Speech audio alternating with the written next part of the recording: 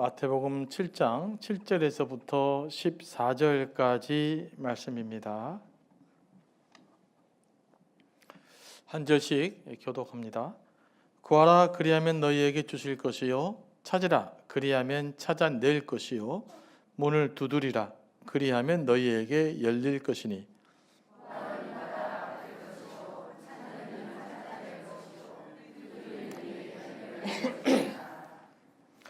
너희 중에 누가 아들이 떡을 달라 하는데 돌을 주며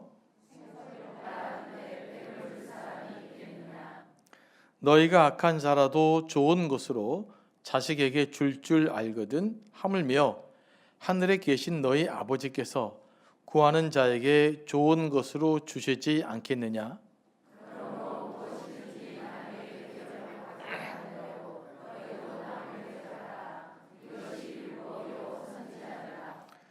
좁은 문으로 들어가라. 멸망으로 인도하는 문은 크고 그 길이 넓어 그리로 들어가는 자가 많고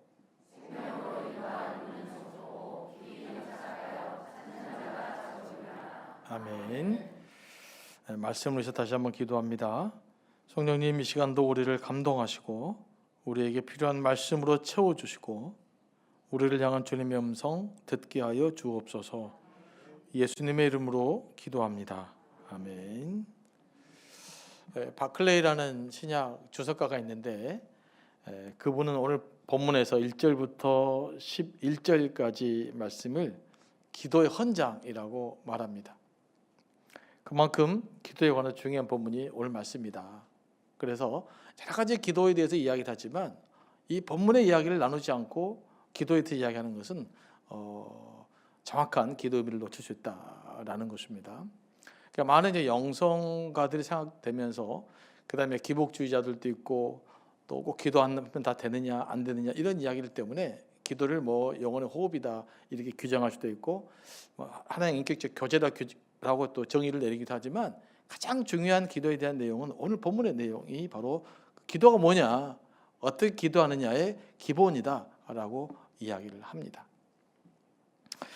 그럼 오늘 본문을 통해서 기도에 대해서 조금 더 살펴보려고 합니다. 첫 번째 오늘 본문을 통해서 기도에 대해서 생각할 것은 뭐냐면 하나님께 간구할 때는 어떻게 된다? 적극적으로 간구해야 된다는 것입니다. 어떻게 해요? 적극적으로. 간구, 오늘 같은 경우는 이제 이런 기도를 간구라고 하는 거거든요. 간청하는 기도인데 간구의 핵심은 적극성이 있어야 되는 것이죠. 돼도 좋고 안 돼도 좋고 이런 식으로 기도하면 안 된다는 거예요. 그냥 대충 기도해 놓고 내 뜻대로 마옵시고 하나님의 뜻 하옵소서 그러지 말라는 거예요.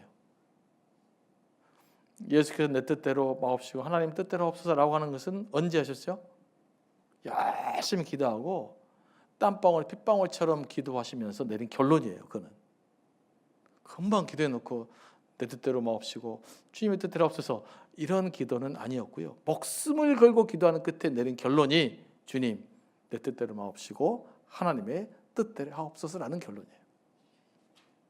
그래서 우리가 기도할 때는 어떻게 해야 된다? 하나님이 주실 줄로 믿고 적극적으로 간구해야 됩니다. 구하고 찾고 두드리라 라는 말의 뉘앙스가 뭐예요? 소극적으로 구하고 소극적으로 찾고 소극적으로 두드리라는 말이 아니잖아요. 적극적으로 절박한 심정으로 찾고 두드리고 구하라는 말이에요. 이런 기도를 하나님께서 들어주십니다. 여러분 그 문을 두드리라는 상황은요 한밤중에 마지 못해서 문을 두드리는 사람이에요. 그래 한밤중에 예를 들면 내가 떡이 필요하다고 그럽시다. 그럼 떡을 위해서 열심히 그 문을 두드리는 사람의 마음이 어떻겠어요? 얼마나 간절하겠어요? 얼마나 절실하겠어요? 이런 마음으로 기도하라는 것이죠. 또 무엇인가를 잃어버리는 사람이 막 물건을 찾으려고 그럴 때 얼마나 또 절박하게 찾습니까? 제가 과거에 한번 이런 이야기 한 적이 있었는데 제가 그 돈 300불 월마 미국에서 시장 보러 갔다가 잊어버렸잖아요. 그래가지고 그걸 막 찾으려고 별 사람 다 찾아가고 그냥 막 그 자판기나 콜라나 뽑아 먹었는데 흔들어 대고 난리가 났습니다. 뭐하냐 그래도 300불 잊어버려갖고 그렇게 돼 있어요. 그러지만 그냥 그 잠자도 속도 시렵고 그냥 그 얼마 왜 내가 콜라 캔을 뽑아 먹었던가 막 그래 가면서 막 이렇게 한단 말이에요. 그 300불 찾는데도 그렇게 애를 타는데 우리가 무엇인가 하나님 구할 때 얼마나 더 열심히 구해야겠어요. 그 이야기라고 오늘 말씀은 있는 것입니다. 그래서 기도할 때는 어떻게 해라? 적극적으로 기도해야 되는 거예요. 그러면 하나님 이런 사람에게 천한 것으로 채워주십니다. 오늘 본문은 이거 이야기하고 있습니다. 그러니까 기도는 고차원적으로 막 수준 있게 하는 것이 아니에요. 나 있는 상태 그대로, 절박함 그대로, 과감 없이, 속임 없이 있는 그대로 하나님께 간구한 거예요. 이게 하나님이 가장 기뻐하시는 기도다라는 것입니다. 두 번째, 오늘 본문에서 기억해야 될 것은 뭐냐? 하나님이 어떤 분이냐라는 거예요. 우리가 기도할 때 하나님이 누구냐? 이걸 정확하게 알아야 돼. 하나님이 어떤 분이냐에 대한 인식이 없으면 우리가 기도가 좀 헷갈립니다. 그는 오늘 본문에서 언급된 하나님 어떤 분입니까? 우리에게 좋은 곳으로 채워주시는 아버지다. 선한 아버지다라고 예수님께서는 말씀합니다. 여러분, 선한 아버지는 어떻게 됩니까? 아들이 구하는 것을 비록 안 줄 수는 있어요. 도움이 안 되니까.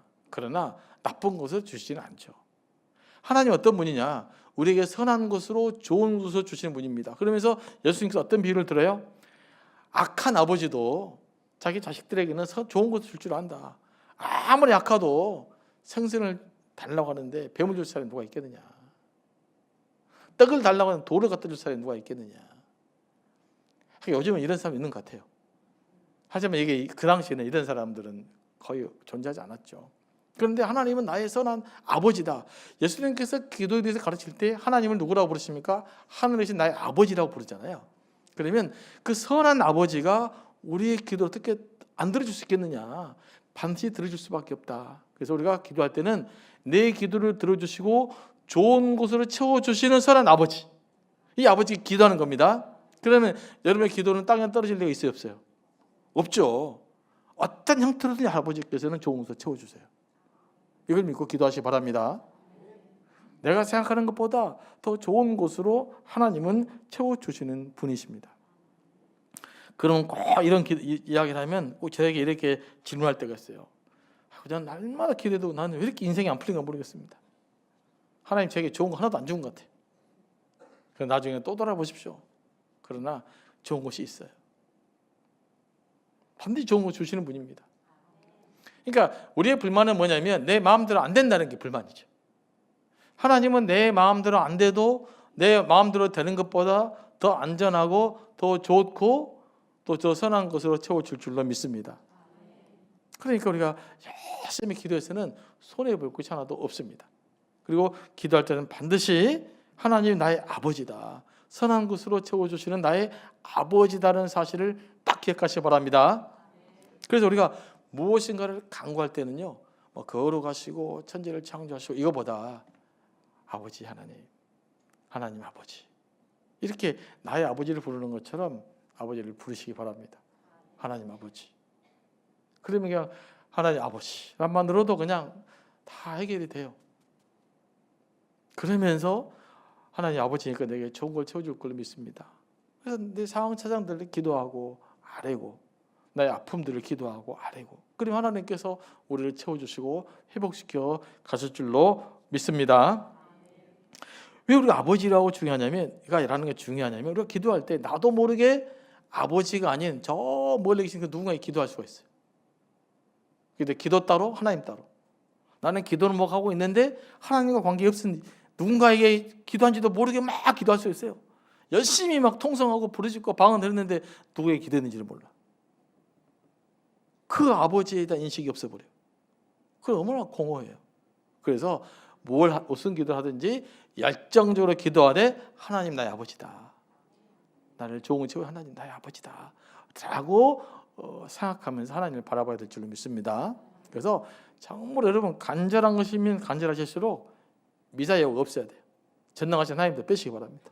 그냥 아버지, 나의 아버지, 하나님 아버지 이렇게 기도하면서 마음으로 하나님께 기도하며 나가면 놀라운 은혜의 역사가 우리에게 임할 줄로 믿습니다. 그리고 세 번째 뭐냐? 오늘 세 번째 때문에 실이 본문을 택하기도 한 건데, 기도의 적극성은 어디로 나가야 되느냐? 삶을 향한 적극적으로 전환되게 되어 있습니다. 그래서 마태복음은요, 좀 독특한 구조가 있어요. 성경 읽을 때 이런 구조까지 이해할 수 있으면 조금 더 성경을 잘 이해할 수 있는데, 6장 보면 주님의 기도 가르친 다음에는 뒤가 기도 끝나고 그 다음 문장이 하나 붙어 있어요. 그 뭡니까? 용서하라는 계명이죠. 그러니까 주님께서 기도를 하되 너희가 용서해야 된다라는 말을 붙여놨어요. 그러면 기도와 용서가 관련 지어란 말이죠. 그런 메시지를 마태복음에서 주고 있는 겁니다. 또 이전에 말씀드렸던 건 뭡니까? 염려하지 말고 하나님 기도해라. 그러는데 뭡니까? 먼저 그의 나라 그 일을 구하라. 다 기도하되 하나님의 뜻을 먼저 구하라라는 거예요. 오늘 말씀에는 기도에 대해서 열심히 기도하라 22절이죠. 뭐라고 말합니까? 그러므로 무엇이든지 남에게 대접을 받고자 하는 대로 너희도 대접하라. 이것이 선지자 아니라 까지 해서 무릎 한 묶음으로 되어 있단 말이에요. 이 말이 무엇입니까? 우리가 열심히 기도하시기 바랍니다. 그럼 하나님께서 가장 좋은 곳으로 채워 주실 것이죠. 믿으십니까? 그렇다면 우리는 어디에 관심을 가져야 되느냐?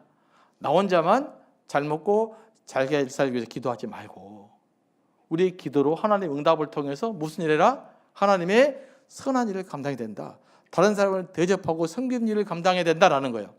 그러니까 우리가 하나님께 무엇인가를 간구하며 기도할 때 그 기도가 첫째는 나의 문제를 해결해야 되지만 나의 문제만 해결돼서는 안 돼요. 어디까지 나가야 된다? 다른 사람을 섬기고 대접하는 데까지 가야 된단 말이에요. 내가 먼저 선을 베풀도록 해야 된다는 거예요. 왜? 하나님이 여러분 내 인생을 책임질 거니까 이제는 마음껏 이웃을 섬겨라. 이렇게 이 말씀을 이해할 수 있다는 말입니다. 하나님 여러분 인생을 책임질 걸로 믿습니까? 그럼 여러분들이 다른 사람을 대접하고 잘 섬겨도 하나님 여러분 인생을 책임질 걸로 믿습니까? 그래서 뭐가 하나님 뜻이죠? 내가 선을 베푸는 게 하나님 뜻이잖아요. 그렇기 때문에 여러분의 삶이 인색하게 살지 말고 늘 내가 누군가 도울 사람 있으면 돕고 봉사하고 헌신하고 물질로 교회를 섬기고 그런 과정 속에서 하나님께 기도하라라는 뜻인 거예요. 그래서 기도 끝나면 꼭 결론처럼 딱 한 문장 한 문장씩 이렇게 마태복음 붙여놨단 말이에요. 그래서 기도가 삶과 분리돼서는 안 된다라는 거예요. 그러니까 기도하면 때로는 용서해야 되고 기도하는 사람이 하나님 뜻을 강구해야 되는 것이고 하나님 뜻을 헌신해야 되는 거고 기도하는 사람이 남에게 먼저 베풀어야 된다. 이렇게 우리는 기도에 관련해서 받아들여 볼 수가 있어요. 그러니까 그렇다면 우리가 기도가 성숙하면 성숙할수록 무슨 일이 벌어집니까? 내 삶이 변화되는 거예요. 기도가 성숙하면 성숙할수록 이웃을 위한 사람이 되는 거예요. 그러니까 제가 여러 번 말씀드립니다만 우리 기독교는 내가 이웃을 위해서 뭔가를 베풀어야 되겠다 이런 노력으로 되는 것이 아니라 기도가 깊어져서 말씀이 감동이 되고 찬양이 감동이 되고 기도가 감동이 되면 그 기도가 차고 넘쳐나면 기도가 요구하는 바에 따라 사랑하고 기도하는데 하나님 응답의 시간 따라 용서하고 용납하고 이해하고 봉사하고 섬겨가는 삶이 이루어져 가는 것입니다. 나는 정말 변하지 않습니다 라고 생각하는 사람들 많이 있잖아요. 그러면 다른 것부터 하지 마시고 기도부터 해보실 수 있게 되기 원합니다. 때로는 막 금식도 하셔야 돼요. 1박 2일도. 제가 보니까 2박 3일까지만 딱 좋으신 것 같아요. 4박 5일부터 몸이 힘드니까 기도가 안 되니까.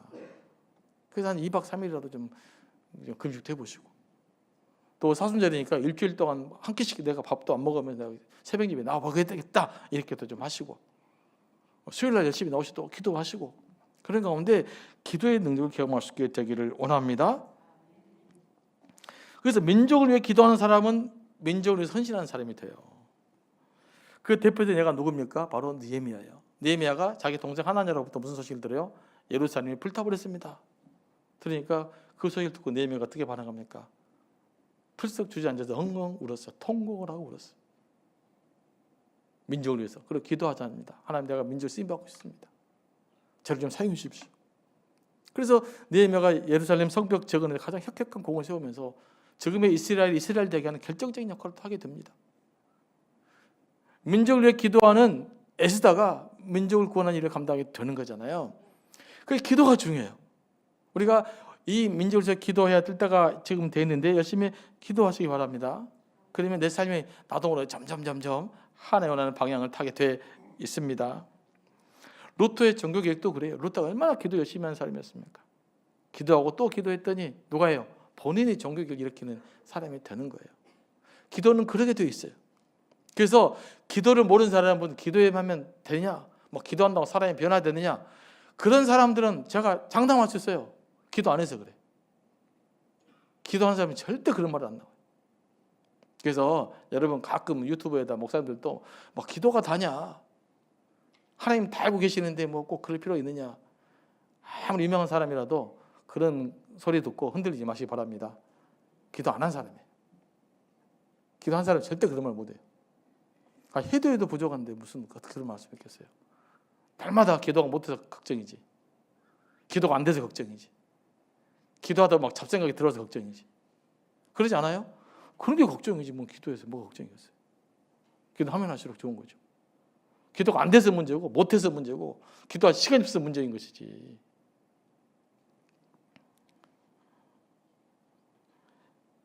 결국 기도하는 사람은 기도의 열매를 맺게 돼 있습니다.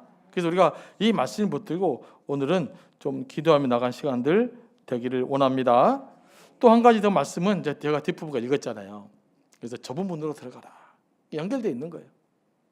그러면 어떤 사람의 고난의 길을 걸어가야 될까요? 동일한 사람의 어려운 문이 있어요. 근데 이 길이 옳은 거야.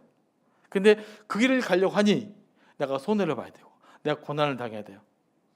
그럼 누가 그 길을 갈까요? 세상을 이렇게 계산한 사람이 그 길을 갈까요? 아니면 철학적으로 탐구한 사람이 그 길을 갈까요? 누가 그 길을 가겠어요? 기도하는 사람이 가게 돼 있어요. 그래서 기도에 대해서 예수께서 말씀하시면서 적극적으로 기도하라. 그러니까 첫 번째는 뭐 해라? 먼저 잘 남을 섬기는 사람이 되라. 공부해서 남줘야 된다. 돈 벌라고 남줘야 된다. 여러분 그런 의식 갖고 있으십니까?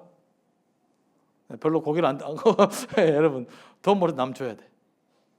반드시 남주는 부분이 있어야 돼요. 그거 안 하면 여러분 별로 돈 안 벌어도 돼. 그 청년인데 반드시 돈을 벌면 그것으로 누군가 남을 도우셔야 돼. 이게 하나님 뜻이니까. 다 바치란 말이 아니에요. 다 바치란 말은 아니고 그래도 내 삶의 일부 중에서 그러니까 유대인들은 예를 들면 이런 거예요. 이제 일반 유대인들은 11조를 열심히 하고 살았어요. 그런데 그중에 경건한 유대인들은 10의 2조를 했어요. 10의 1조는 성전을 하고 나머지 10의 1조는 뭐 했을까요? 가난한 이웃을 도왔어요. 물론 여러분들이 10의 2조라고 하면 정말 제 교회 안 나오고 딴 데 가겠습니다. 그런 사람이 더 많을 것 같아요. 그러나 그 원리는 우리가 알아야 된단 말이에요. 그러니까 하나님께도 같이 헌금도 하지만 가난한 이웃을 돕는데 그만큼 열심을 내서 살은 거예요. 자기 재산의 뭐 40%잖아요. 말이 20%나 되잖아요. 뭐 여러분에게는 뭐 그 정도까지는 요구하지 않습니다만은 그러나 반드시 여러분의 수익의 일부는 누군가를 위해서 사용해야 되는 거예요.